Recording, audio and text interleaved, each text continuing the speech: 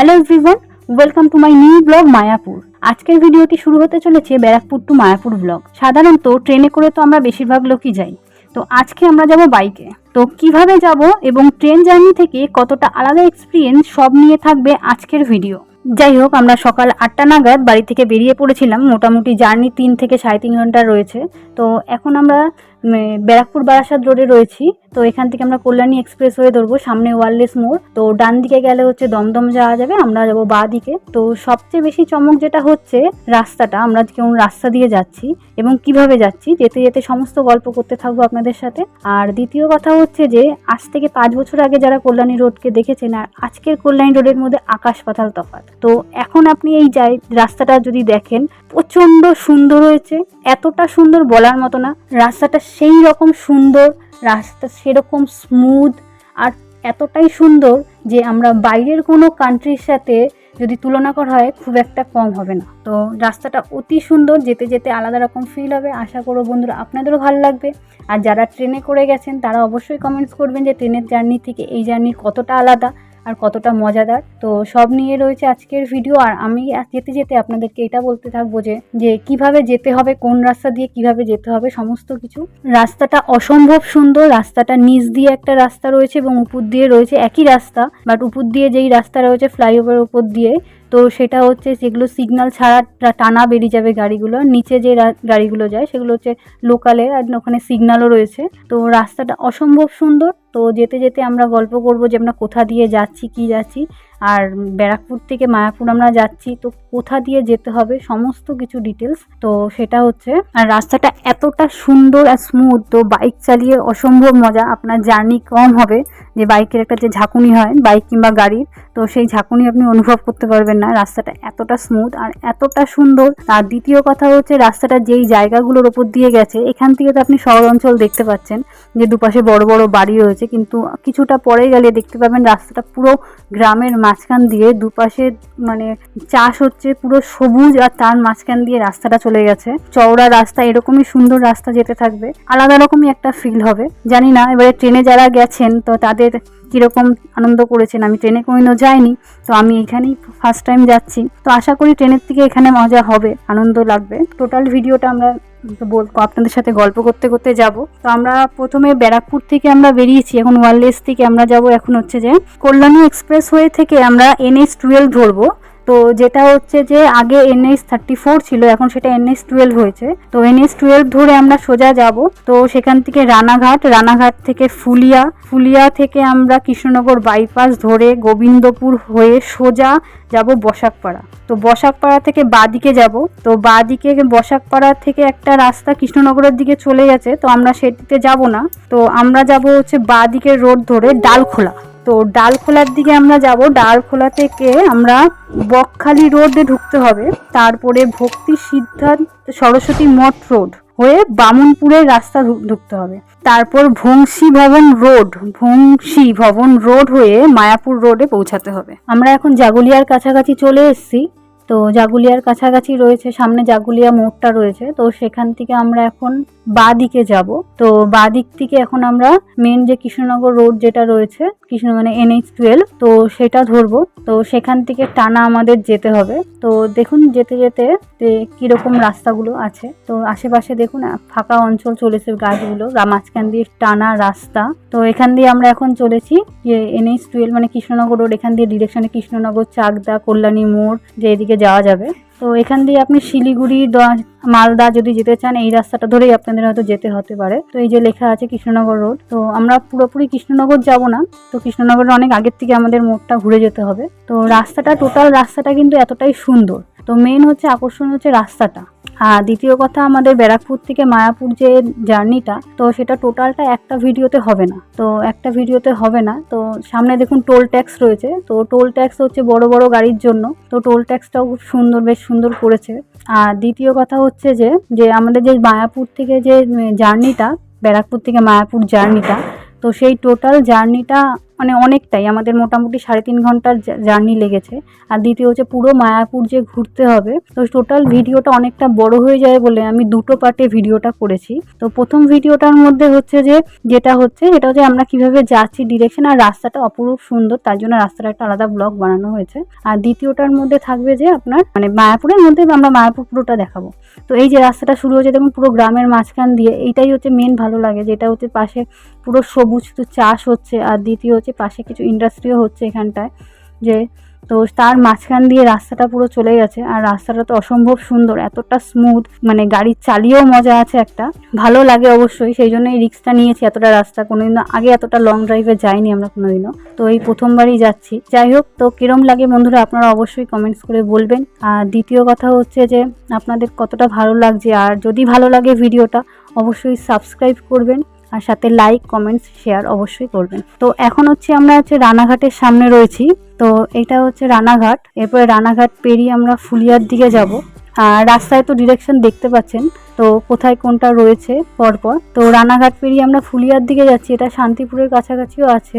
তো এখানে বেশিরভাগ লোকের বাড়িতে আপনি মানে শান্তিপুর বেসিক্যালি তাঁতির আতুর ঘর জানা যায়। তো এছাড়াও ফুলিয়ায়ও কিন্তু প্রচুর শাড়ির কাজ হয়, ঠিক আছে। তো সেক্ষেত্রে এখানে অনেকটা মানে বেশি আপনাদের দেখাতে যাবো যে অনেকের বাড়িতে শাড়ি তৈরি হচ্ছে। এই অঞ্চলটার মধ্যে আপনারা দেখতে পাবেন বিভিন্ন তাঁতি বাড়ি, যারা তাঁত মানে বানিয়ে শাড়ি বানিয়ে বাইরের শুকাতে দিয়েছে, সেইগুলো আমি ক্যামেরায় করেছি।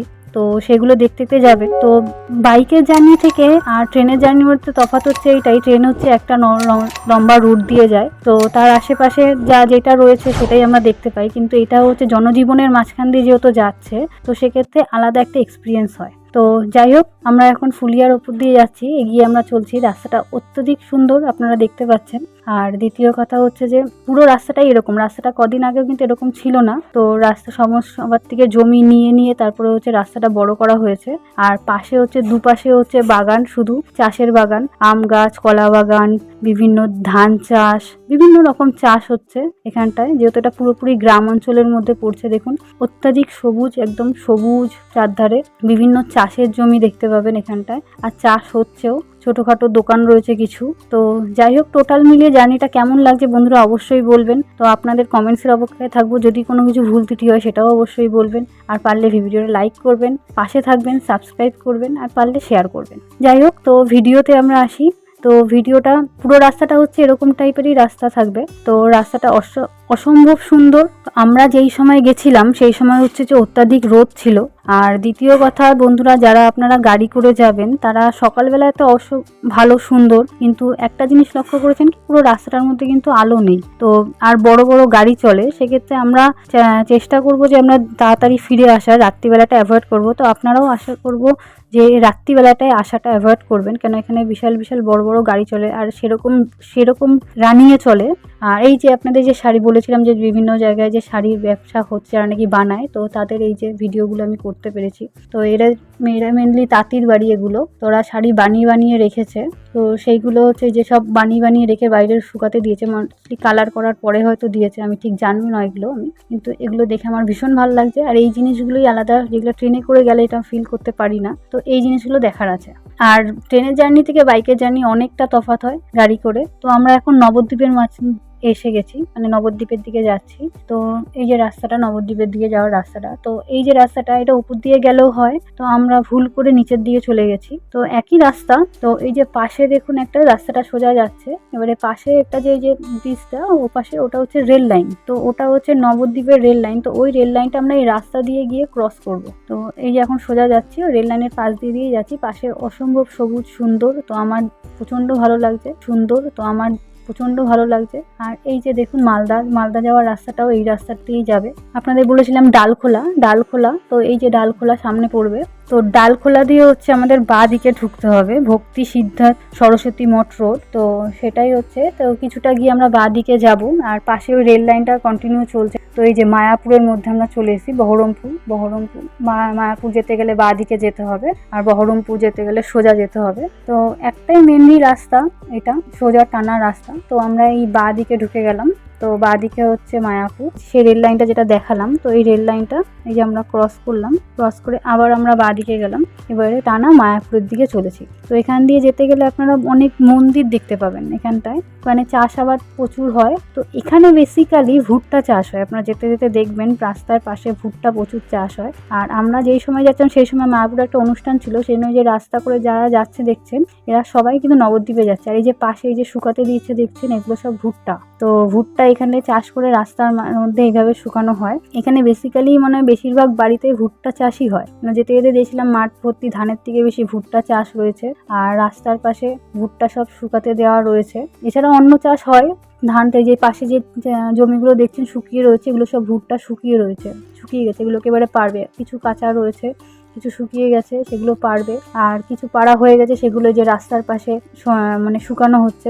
তো আপনারা যারা পপকর্ন খান তো তারা বলবেন অবশ্যই এগুলোর টেস্ট কীরকম হবে। তো এত সুন্দর করে শুকানো হচ্ছে, আশা করি টেস্ট তো ভালোই হবে, সেটা নিয়ে হাসার কিছু নেই, এরকম সব জায়গায় হয়। যাই হোক, কিছু বলার নেই এগুলোতে। তো যাই হোক, আমাদের এখন যে মায়াপুরের দিকে আমরা চলেছি, তো এদিকে এখন প্রচুর মায়াপুর যাত্রী রয়েছে এখানটায়। তো যারা সব মায়াপুর দর্শনের দিকেই যাচ্ছে, কেননা ওখানে একটা অনুষ্ঠান রয়েছে, তো সেই কারণেই। তো সেখানে আপনারা এই সময়টা আমি দেখছি যে প্রচুর লোক যাচ্ছে, কিন্তু অন্য সময় সেটা আমি বলতে পারবো না। এই ভিতরের রাস্তাগুলো পুরো সুন্দর, খুব সুন্দর রয়েছে। এটা মোস্টলি মায়াপুরের জন্যই এগুলো করা হয়েছে, মায়াপুরে যাওয়ার জন্য। তো এই যে দেখুন বিভিন্ন ভাবে সেজে উঠছে আস্তে আস্তে মায়াপুর। আর এই রাস্তা দিয়ে যেতে গেলে আপনারা অনেক মন্দির দেখতে পাবেন। আর দ্বিতীয় হচ্ছে মেনলি হচ্ছে এখানে বিভিন্ন রাশিয়ান দেখতে পাবেন। যাই হোক, তো আমার ভিডিও একটু কোয়ালিটি হয়তো বেড়ে গেল বিদেশিদের দিয়ে দেখাতে পেরে। যাই হোক, তো রাস্তাটা এটাও খুব সুন্দর রাস্তা, একদম স্মুথ রাস্তা, কোনো অসুবিধা হবে না, ভাঙাচোরা রাস্তা নেই। তো আর যাই হোক, এখান দিয়ে যেতে গেলে আপনাদের অনেকগুলো যেতে যেতে অনেকগুলো সনাতনী মন্দির দেখা যাবে, আর প্রত্যেকটা মন্দিরই সুন্দর।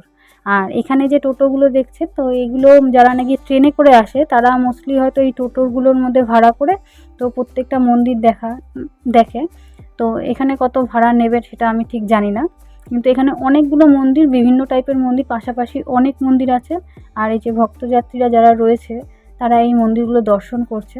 তার এই সময় প্রচণ্ড পরিমাণে ভিড়, দলে দলে যাত্রী যাচ্ছে, সব মায়াপুরের দিকে সব রওনা হয়েছে। তো প্রচণ্ড পরিমাণে ভিড়, যেতে আমাদের প্রচণ্ড জ্যাম হয়েছে এই রাস্তাটায়। বাকি মেন রাস্তাগুলোতে অত জ্যাম হয়নি, কিন্তু এইখানে প্রচণ্ড পরিমাণে জ্যাম হয়েছে। এখানেই নাই করে আমাদের 1 ঘন্টা কেটে গেছে, এক্সট্রা সময় চলে গেছে। তো যেখানে আমাদের 3 থেকে 3.5 ঘন্টায় পৌঁছাবার কথা, সেখানে আরও আমাদের আধা ঘন্টা থেকে 1.5 ঘন্টার মতো এখানেই লেগেছে আমাদের। তো আর এইখানে যে ভদ্রলোক দেখছেন যারা হাঁটছে, তারা সব এই গরমের মধ্যে খালি পায়ে হাঁটছে। জানি না কীভাবে হাঁটছে, হয়তো ভক্তির জোরেই হাঁটতে পারছে। যাই হোক, আর যেই সময় আমরা গেছিলাম সেটা প্রচণ্ড রোদ ছিল, রোদে একটু কষ্ট হয়েছে অবশ্যই, যে আর তাছাড়া বাইকে যেতে গেলে আলাদা অন্যরকম মজা, সমস্ত মিলেমিশে কষ্টটা অতটা বেশি হয়নি। তো এবারে আমরা সোজা চলে যাচ্ছি, এবারে সোজা দেখতে দেখতে এবারে মায়াপুর, ওই দূরে দেখতে পাচ্ছেন বন্ধুরা মায়াপুরের মন্দিরটা দেখা যাচ্ছে।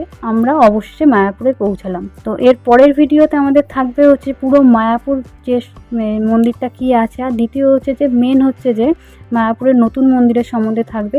আর তার সাথে চমক থাকবে হচ্ছে মায়াপুরের নতুন মন্দির কবে উদ্বোধন হবে, তো সেই সমস্তটা। যদি ভিডিওটা ভালো লাগে লাইক করবেন, শেয়ার করবেন, আর একটু সাবস্ক্রাইব করে দেবেন।